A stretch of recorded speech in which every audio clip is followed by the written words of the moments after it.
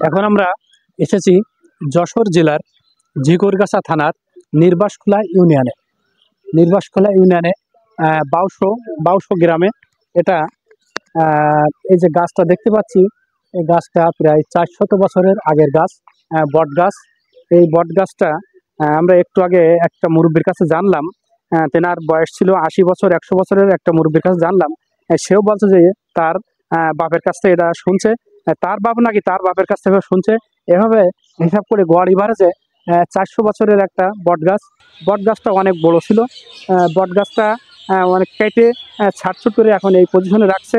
আমরা দেখছি এটা ইট দিয়েও খুব সুন্দর প্লাস্টার করে সুন্দর করে রাখছে।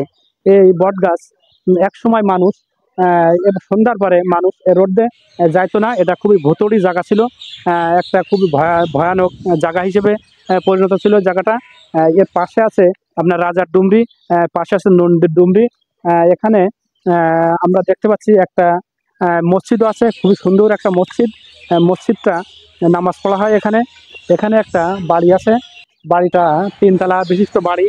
যুগের পরিবর্তন, এখন এখন আর সেই ভয় নেই মানুষের।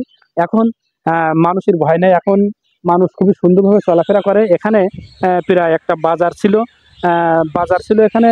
ছোট অল্প গ্রামের মানুষ এখানে কিছু মাল সামানে বিক্রি করতেন, কিন্তু সেটা এখন আর হারিয়ে গেছে, সেটা নাই। আধুনিকতার ছোঁয়ায় সেটা এখন সরে গেছে, সেটা বাজার এখন আর চলে না। পাশে যে স্কুলটা আছে, এই স্কুলটা উচ্চ মাধ্যমিক বিদ্যালয়। এই বিদ্যালয় আহ, বিনা পরিশ্রমে 20-22 বছর পর্যন্ত শিক্ষকরা শিক্ষকতা করেন। এবং 1996 সালে স্কুলটা শুরু হয় এবং 19শে এপ্রিল 2020 খ্রিস্টাব্দে এমপিভুক্ত হয়।